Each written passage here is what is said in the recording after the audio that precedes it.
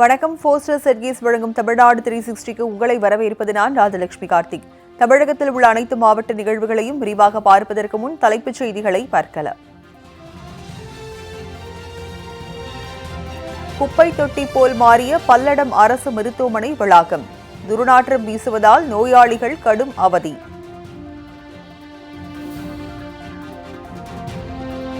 கோடை சீசன் தொடங்கியதால் நீலகிரி கொடைக்கானலுக்கு செல்ல இ-பாஸ் கட்டாயம்.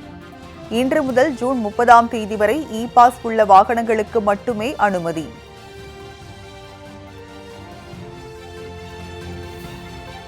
அருவாள் தயாரிக்கும் தொழிலில் களமிறங்கிய வடமாநில தொழிலாளர்கள். சாலையோரங்களில் விற்கப்படும் அருவாளை வாங்கி செல்லும் விவசாயிகள்.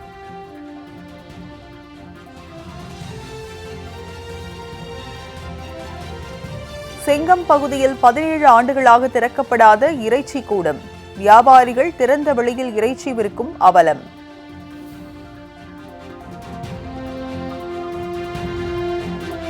இந்திய கடலோர எல்லைகளில் நடந்த சிஐஎஸ்எஃப் வீரர்களின் சைக்கிள் பேரணி நிறைவு. கன்னியாகுமரி வந்தடைந்த வீரர்களுக்கு உற்சாக வரவேற்பு. ராணிப்பேட்டையில் கல்குவாரிகளால் அழிக்கப்படும் கரடி மலை. சிற்பங்கள் செய்ய பயன்படும் பாறைகள் சிதைக்கப்படும் அவலம்.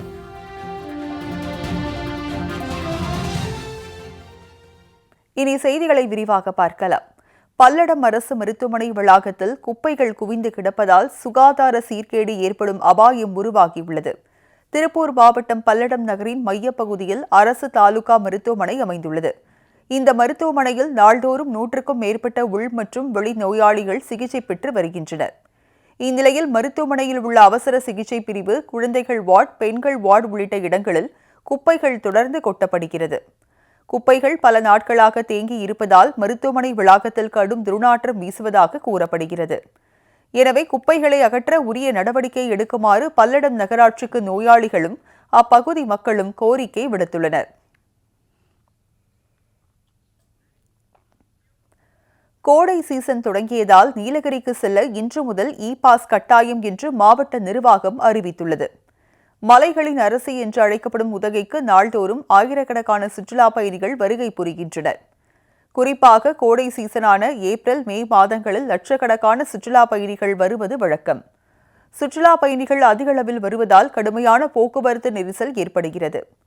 இது தொடர்பான வழக்கை விசாரித்த சென்னை உயர்நீதிமன்றம் நீலகிரியில் இ-பாஸ் நடைமுறையை கட்டாயப்படுத்த வேண்டும் என்று உத்தரவிட்டது. இதைத் தொடர்ந்து இன்று முதல் ஜூன் 30ஆம் தேதி வரை இ-பாஸ் இருந்தால் மட்டுமே நீலகிரிக்கு செல்ல முடியும் என்று மாவட்ட நிர்வாகம் அறிவித்துள்ளது. மேலும் வார நாட்களில் 6000 வாகனங்களுக்கும், வார இறுதி நாட்களில் 8000 வாகனங்களுக்கு மட்டுமே அனுமதி அளிக்கப்படும் என்றும் அறிவிக்கப்பட்டுள்ளது. இதேபோன்று கொடைக்கானலிலும் இன்று முதல் இ-பாஸ் கட்டாயப்படுத்தப்பட்டுள்ளது.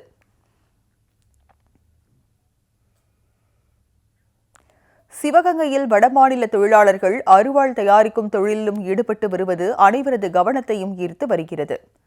ஒடிசா, பீகார், ஜார்க்கண்ட் போன்ற மாநிலங்களில் இருந்து தமிழகத்திற்கு வரும் வடமாநில தொழிலாளர்களின் எண்ணிக்கை நாளுக்கு நாள் அதிகரித்து வருகிறது.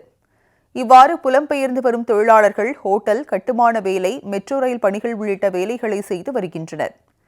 இந்நிலையில் சிவகங்கை மாவட்டம் திருபுவனம் மற்றும் அதன் சுற்றுவட்டார கிராமங்களில் வடமாநில தொழிலாளர்கள் அருவாள் தயாரிக்கும் பணியில் ஈடுபட்டுள்ளனர்.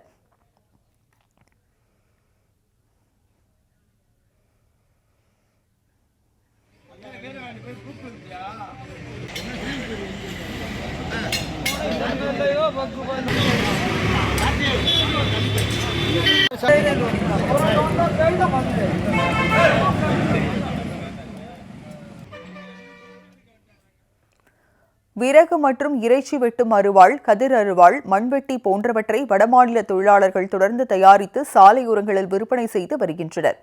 அருவாளின் விலையும் குறைவாக இருப்பதால் விவசாயிகள் ஆர்வமுடன் வாங்கி செல்கின்றனர்.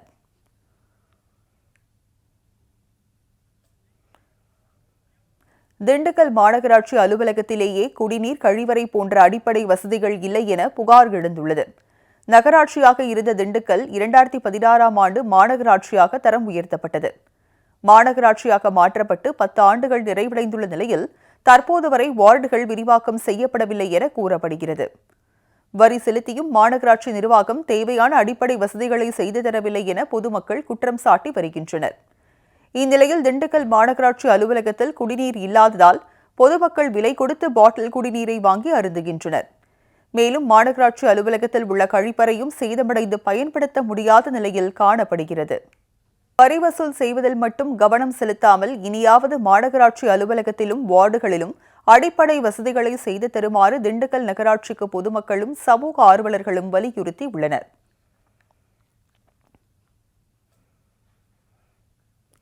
செங்கம் இறைச்சி கூடம் பயன்பாட்டிற்கு வராமல் பூட்டி கிடப்பதால் வியாபாரிகள் திறந்த வெளியில் இறைச்சிகளை விற்பனை செய்து வருகின்றனர். செங்கம் குப்பநத்தம் சாலையில் பேரூராட்சி நிர்வாகத்திற்கு சொந்தமான குப்பை கிடங்கு அமைந்துள்ளது. இந்த வளாகத்தில் 2007-2008 நிதியாண்டில் 10 லட்சம் மதிப்பீட்டில் தரைமட்ட நீர்த்தேக்க தொட்டி, மின் இணைப்பு, இறைச்சி கூடம், ஆடுகள் வதை செய்யும் கூடம், ஆழ்துளை கிணறு ஆகியவை அமைக்கப்பட்டன.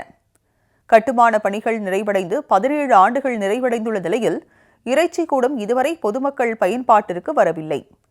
இதனால் வியாபாரிகள் வேறு வழியின்றி சாலையோரங்களில் இறைச்சிகளை விற்பனை செய்து வருகின்றனர். இதுபோன்ற சுகாதாரமற்ற முறையில் இறைச்சிகள் விற்பனை செய்வதை தடுக்க இறைச்சி கூடத்தை விரைந்து திறக்குமாறு செங்கம் பேரூராட்சிக்கு வியாபாரிகளும் பொதுமக்களும் கோரிக்கை விடுத்துள்ளனர்.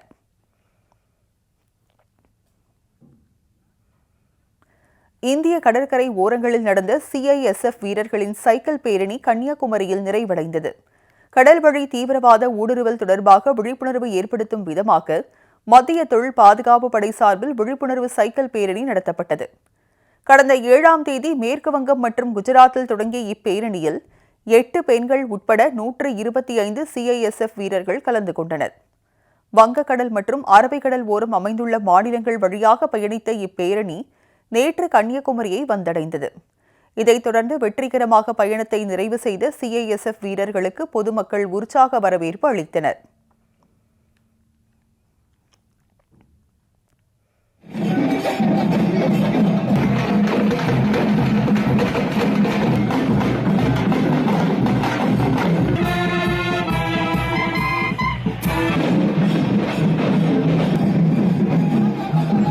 Monisha from ASD Kolkata.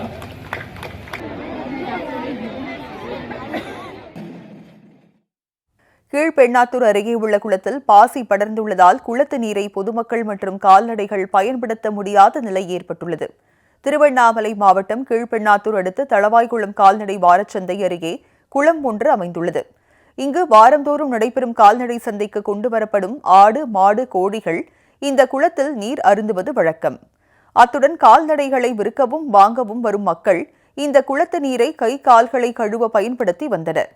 இந்நிலையில் தற்போது குளம் முறையாக சுத்தம் செய்யப்படாததால் குளம் முழுவதும் பாசி படிந்து தண்ணீரை பயன்படுத்த முடியாத நிலை ஏற்பட்டுள்ளது. இதனால் சந்தைக்கு வரும் மக்கள் மற்றும் கால்நடைகள் மிகுந்த சிரமத்திற்கு உள்ளாகி வருவதால் குளத்தை சுத்தப்படுத்தி மீண்டும் பயன்பாட்டிற்கு கொண்டு வர வேண்டும் என்று கோரிக்கை விடுத்துள்ளனர்.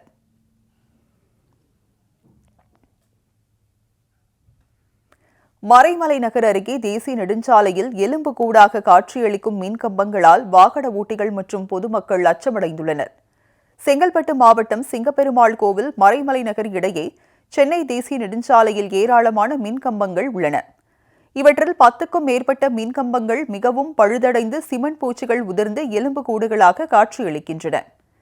இந்த தேசிய நெடுஞ்சாலையில் நாள்தோறும் ஆயிரக்கணக்கான வாகனங்கள் சென்று வரும் நிலையில் பழுதடைந்துள்ள மின்கம்பங்கள் எந்த நேரத்திலும் முறிந்து விழும் நிலையில் உள்ளதால் அவ்வழியாக செல்லும் வாகன ஓட்டிகள் மற்றும் பொதுமக்கள் அச்சத்துடனேயே சென்று வருகின்றனர். இதுகுறித்து மறைமலை நகர் மின்வாரிய அலுவலகத்தில் பலமுறை புகார் அளித்தும் நடவடிக்கை எடுக்கவில்லை என அப்பகுதி மக்கள் புகார் தெரிவிக்கின்றனர். எனவே அசம்பாவிதம் ஏற்படும் முன் நடவடிக்கை எடுக்க வேண்டும் என்று கோரிக்கை விடுத்துள்ளனர். திருத்தணி அரசு மருத்துவமனையில் மருத்துவ கழிவுகள் எரிக்கப்பட்டு வந்த நிலையில் மாலை முரசு செய்தி எதிரொலியாக தற்போது குப்பை கழிவுகள் அகற்றப்பட்டுள்ளதால் பொதுமக்கள் மாலை முரசு தொலைக்காட்சிக்கு நன்றி தெரிவித்துக் கொண்டனர். திருவள்ளூர் மாவட்டம் திருத்தணி அரசு தலைமை பொது மருத்துவமனையில் நாள்தோறும் 500க்கும் மேற்பட்ட மக்கள் சிகிச்சை பெற்று வரும் நிலையில் இந்த மருத்துவமனையில் சேரும் மருத்துவ கழிவுகள் தீயிட்டு கொளுத்தப்பட்டு வந்தன. இதனால் அங்கு தங்கி சிகிச்சை பெற்று வரும் நோயாளிகள் மற்றும் அவர்களின் உறவினர்கள் மிகுந்த இன்னலுக்கு ஆளாகி வந்தனர். இதுகுறித்து மாலை முரசு தொலைக்காட்சியில் செய்தி வெளியானது. அடுத்த கட்டமாக சுகாதாரத்துறை அதிகாரிகளிடம் புகார் அளித்தும் அலட்சியமாக பதிலளித்தனர். இந்த தகவலும் மாலை முரசு தொலைக்காட்சியில் வெளியானது. மாலை முரசு தொலைக்காட்சி சார்பில் மக்கள் பணியாக இதுகுறித்து மாவட்ட ஆட்சியரிடம் கவனத்திற்கு கொண்டு செல்லப்பட்டது. இதற்கு உடனடி நடவடிக்கை எடுக்கப்படும் என்று ஆட்சியர் பிரதாப் உறுதியளித்தார். நெகிழ்வு குப்பைகள், அந்த மருத்துவ குப்பைகள்லாம் வந்து எரிச்சுக்கிட்டு இருக்காங்க. இது தொடர்பாக வந்து மாவட்ட சுகாதாரத்துறை அலுவலகத்தை நான் சொன்னேன். அவங்க வந்து நடவடிக்கை எடுக்கிறதா சொல்லிட்டு இந்த நிமிஷம் வரைக்கும் எடுக்கல. இன்றைக்கும் வந்து உள்ளேயே இருக்கிறேன் திருத்தணி ஜிஹெச்சில். அது ஆடு மாடுலாம் அதை தின்னு திருத்தணிலாம் இருக்காங்க. நான் செக் பண்ண சொல்கிறேன். Okay, thank you sir. அதனைத் தொடர்ந்து திருத்தணி அரசு தலைமை மருத்துவமனையில் குப்பைகள் கொட்டப்பட்ட அந்த பகுதியில் குப்பைகள் அகற்றப்பட்டு தூய்மைப்படுத்தப்பட்டது. அத்துடன் மாடு உள்ளிட்ட கால்நடைகள் உள்ளே வருவதை தடுக்கும் வகையில் நடவடிக்கை எடுக்கப்பட்டுள்ளது. இதனால் செய்தி வெளியிட்டதுடன் தொடர்ந்து நடவடிக்கை எடுக்க வலியுறுத்திய மாலை முரசு தொலைக்காட்சிக்கு பொதுமக்கள் நன்றி தெரிவித்துக் கொண்டனர். அரசு மருத்துவமனை வளாகத்தில் நீண்ட நாட்களாக மருத்துவ கழிவுகள் இந்த வளாகத்திலே எடுத்து வந்து நீண்ட நாட்களாக கொளுத்தி கொண்டு அந்த புகையினால் எங்கள் பகுதியில் மிகவும் மக்கள் அவதிப்பட்டு கொண்டிருந்தார்கள். அந்த புகைகளை மாலை முரசு தொலைக்காட்சியில் வெளியிட்டு இன்று அதற்கு நிரந்தர தீர்வு காணப்பட்டிருக்கின்றது. அதற்கு எங்கள் பகுதியினுடைய மக்களின் சார்பில் மாலை முரசு தொலைக்காட்சிக்கு மிக்க நன்றி நன்றி நன்றி. வேலூரில் நடைபெற்ற புத்தக திருவிழாவில் 35 லட்சம் ரூபாய்க்கு புத்தகங்கள் விற்பனையானதாக மாவட்ட நிர்வாகம் தெரிவித்தது. வேலூர் மாவட்டம் கோட்டை வெளி மைதானத்தில் 3வது ஆண்டு புத்தக திருவிழா கடந்த 22ஆம் தேதி தொடங்கி 30ஆம் தேதி நிறைவடைந்தது. இந்த புத்தக திருவிழாவில் 80 அரங்குகள் அமைக்கப்பட்டு 200 பதிப்பகத்தினர் புத்தகங்கள் விற்பனைக்கு வைக்கப்பட்டிருந்தன. இதில் பொதுமக்கள், மாணவ மாணவியர், தமிழ் ஆர்வலர்கள் என பலதரப்பட்ட மக்களும் வருகை தந்து புத்தகங்களை ஆர்வமுடன் வாங்கி சென்றனர். இந்நிலையில் புத்தக திருவிழாவில் நிறைவு விழா மாவட்ட ஆட்சியர் சுப்புலட்சுமி தலைமையில் நடைபெற்றது. இந்நிகழ்ச்சியில் சட்டமன்ற உறுப்பினர்கள் நந்தகுமார், கார்த்திகேயன், துணை மேயர் சுனில் உள்ளிட்டோர் பங்கேற்றனர். இந்த புத்தக திருவிழாவை 75,000 பேர் பார்வையிட்டதாகவும் 35 லட்சம் ரூபாய் வரை புத்தகங்கள் விற்பனையானதாகவும் மாவட்ட ஆட்சியர் தெரிவித்தார்.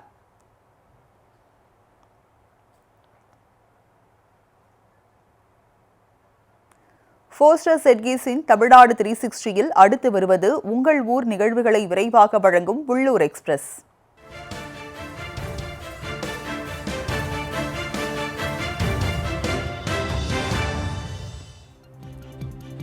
நெல்லை மாவட்டம் நாங்குநேரி அருகே ரசாயன கழிவுகளை கொட்டி சென்ற மர்ம நபர்கள் மீது நடவடிக்கை எடுக்க விவசாயிகள் கோரிக்கை விடுத்துள்ளனர்.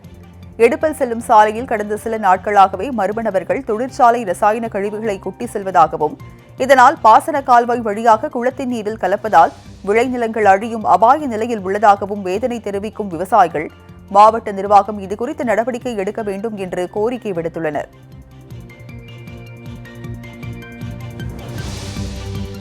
திருத்துறைப்பூண்டி அருகே நெடும்பலம் ஊராட்சியில் ஒரு வார காலமாக குடிநீர் வழங்காத நிலையில் டேங்கர் லாரியில் ஒருவர் முந்தி அடித்துக் கொண்டு தண்ணீரை பிடித்தனர். நெடும்பலம் ஊராட்சியில் சுமார் 750க்கும் மேற்பட்ட குடும்பத்தினர் வசித்து வரும் நிலையில் கொள்ளிடம் கூட்டு குடிநீர் குழாயில் ஏற்பட்ட பழுது காரணமாக முறையாக குடிநீர் வழங்கப்படாமல் இருந்தது. இதுகுறித்து ஊராட்சி நிர்வாகத்துடன் பலமுறை புகார் தெரிவித்தும் எந்த நடவடிக்கையும் மேற்கொள்ளவில்லை என புகார் தெரிவிக்கும் அப்பகுதி மக்கள் டேங்கர் லாரியில் ஒருவர் முந்தி சென்று குடிநீர் பிடிப்பதாக வேதனை தெரிவித்துள்ளனர். எனவே கொள்ளிடம் கூட்டு குடிநீர் குழாயில் ஏற்பட்ட பழுதை நீக்கி நாள்தோறும் குடிநீர் வழங்குவதை உறுதி செய்ய வேண்டும் என அப்பகுதி மக்கள் கோரிக்கை விடுத்துள்ளனர்.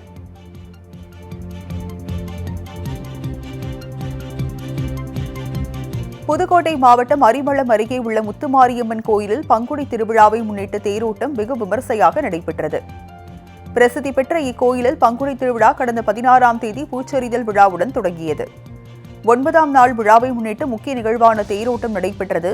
முத்துமாரியம்மன் சிறப்பு அலங்காரத்தில் தேரில் எழுந்தறிய நிலையில் திரளான பக்தர்கள் தேரை வடம் பிடித்து இழுத்தனர்.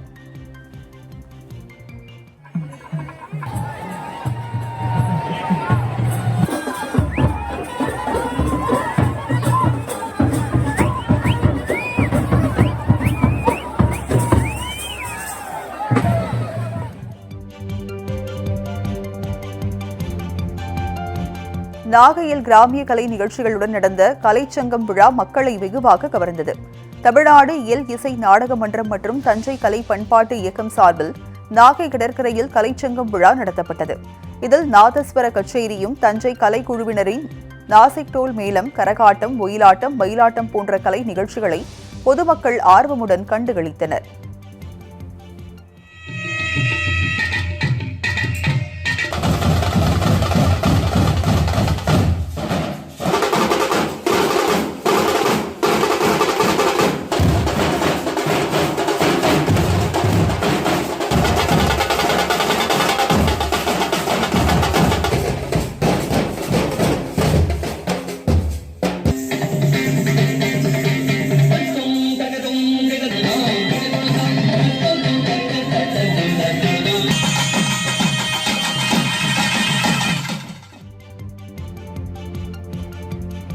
கடலூர் மாவட்டம் பன்ருட்டியில் குடிநீருக்காக நகரப் பகுதியை தேடி வந்த புள்ளிமானை பொதுமக்கள் பத்திரமாக மீட்டு வனத்துறையிடம் ஒப்படைத்தனர். பன்ருட்டி அதன் சுற்றுவட்டார பகுதிகளில் தென்பெண்ணை ஆறு, மலட்டாறு மற்றும் வனத்துறைக்கு சொந்தமான காடுகள் அமைந்துள்ளன. இக்காடுகளில் இருந்து குடிநீரை தேடி பேருந்து நிலையம் அருகே வந்த புள்ளிமானை அங்கு சுற்றித் திரிந்த நாய்கள் துரத்தியதால் பொதுமக்கள் பத்திரமாக மீட்டு வனத்துறையிடம் ஒப்படைத்தனர்.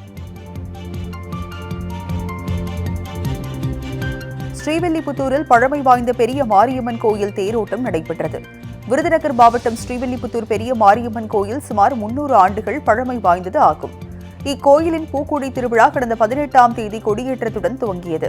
தொடர்ந்து 12ஆம் நாள் நிறைவாக தேரோட்டம் நடைபெற்றது. இதில் ஏராளமான பக்தர்கள் கலந்து கொண்டு தேரை வடம் பிடித்து இழுத்தனர். முக்கிய வீதிகளின் வழியாக சென்ற தேர் மீண்டும் கோயில் முன்பாக வந்தடைந்தது. பெண்கள் முளைப்பாரி எடுத்து தேருடன் வலம் வந்தனர்.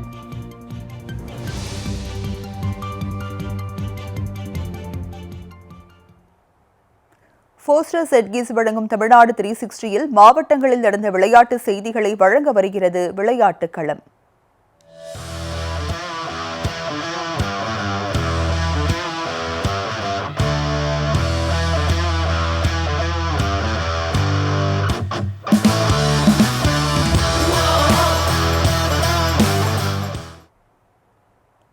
தேசிய அளவிலான கபடி போட்டியில் வெண்கலப் பதக்கம் வென்ற தமிழக பெண்கள் அணிக்கு சென்னை விமான நிலையத்தில் உற்சாக வரவேற்பு அளிக்கப்பட்டது. பீகாரில் தேசிய அளவிலான சப் ஜூனியர் மகளிர் கபடி போட்டி கடந்த மாதம் 26ஆம் தேதி முதல் 30ஆம் தேதி வரை நடைபெற்றது. இதில் பல்வேறு மாநிலங்களைச் சேர்ந்த 28 அணிகள் கலந்து கொண்டன. இப்போட்டியில் சிறப்பாக விளையாடிய தமிழக அணி வெண்கலப் பதக்கம் வென்றது. இதைத் தொடர்ந்து பதக்கத்துடன் சென்னை திரும்பிய தமிழக அணிக்கு தாம்பரம் எம்எல்ஏ ராஜா மற்றும் தமிழ்நாடு அமைச்சர் கபடி கழகம் சார்பில் மாலை அணிவித்து உற்சாக வரவேற்பு அளிக்கப்பட்டது. பின்னர் செய்தியாளர்களிடம் பேசிய கபடி அணியின் கேப்டன் காய்வா, பயிற்சி மற்றும் போட்டிக்கான பயண செலவுகளை செய்து தருமாறு தமிழக அரசுக்கு கோரிக்கை விடுத்துள்ளார்.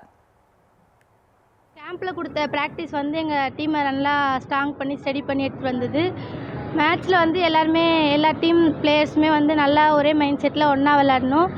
இப்போது நாங்கள் 10th எக்ஸாம் எழுதுகிறப்போ எங்களுக்கு 10th எக்ஸாம் இருக்கிறதுனால எங்களால் ட்ரெயினில் வந்தால் ரொம்ப லேட் ஆகும். அதனால் எங்களுக்கு ஃப்ளைட் டிக்கெட் போட்டு கொடுத்த எம்எல்ஏ சாருக்கும் எக்ஸிஎலுக்கும் ரொம்ப தேங்க்யூ. செங்கல்பட்டு செக்ரட்டரி சாருக்கு ரொம்ப பெரிய தேங்க்யூ சொல்லணும். தலைவருக்கும் ரொம்ப பெரிய தேங்க்யூ சொல்லணும். ஸ்டேட் செக்ரட்டரி சாருக்கும் ரொம்ப பெரிய தேங்க்யூ சொல்லிக்கிறோம். இந்த மாதிரி எல்லா கோச்சிங் கேம்ப்லேயுமே நல்ல ப்ராக்டிஸ் கொடுத்தா தமிழ்நாடு தொடர்ந்து கோல்டு மெடல் வின் பண்ணோம். நெக்ஸ்ட் டைம் இந்த டைம் நாங்கள் பிரான்ஸ் எடுத்தோம், அடுத்த டைம் கண்டிப்பாக நாங்கள் கோல்டு மெடலோடு தான் வருவோம்.